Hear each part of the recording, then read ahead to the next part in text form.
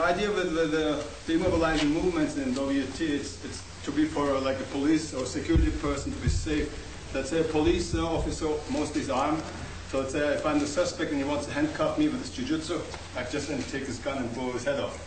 So that's why jiu-jitsu kind of stuff. And you can say jiu-jitsu and stuff like they're nice arts for themselves, but you have to see what is safe for your own if you use it.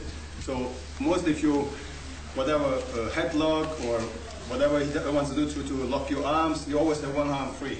It's the first thing we was considering when we created this stuff. So the one is using the anti-mobilizing movements should be protected. So if somebody attacks me or something, I always control it, always weapons, so he can't hit me. Let's say if I'm a bouncer, he's here. The way I do it, so he can't hit me, I can just let go. This is fine. I just take him out.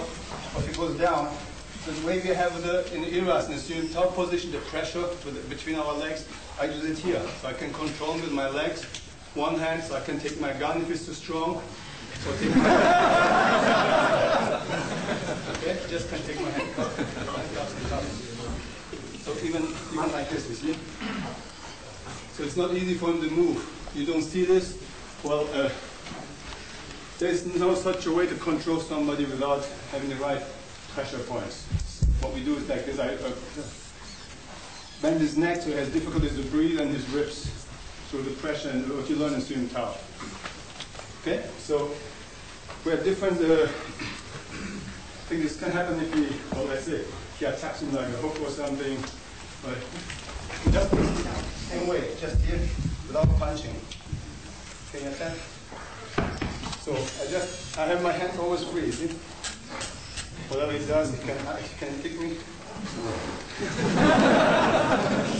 Hey, don't play Monica, I'm not printing. So, let's say somebody wants to just grab your waist. Very soft. You have these things. It's all movements from the whatever higher levels or lower levels, speeds up slowly. So I can still punch him. But if he crashes in, you absorb the force by letting him pass him. You see, let him pass you, and just roll him over. Can you give me an elbow? But the important thing is, when you attack me, he could never reach really my gun, because I'm out of his reaching area. See, his hand can never go to my belt. Okay. So this is what we do. Whatever it is, attack. Just like this. Control. Okay, what I basically do is there are like 5 movements straight. Becomes what we call amok. This guy is drunk, it's your father, brother, or some drunk guy. He's very uncontrollable. So you don't want to do this like this, and you get his hand in your face.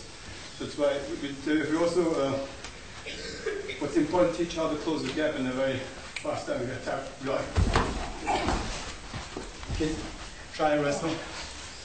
Very, very easy. So my hand is always free. But you always can hit, but we don't. So that's why we call immobilizing movements. Just immobilize them. So that's basically what it is. Against swings, against bear hugs, against what's a very, very forceful jump in. Very cutting. Even with one hand, you see, you're always safe. You're always controlling. But the way I do it is basically he can't breathe much, so you don't punch it. So he has difficulties to move. Each time you move here, you can steal on him. Okay, so that's basically what we do.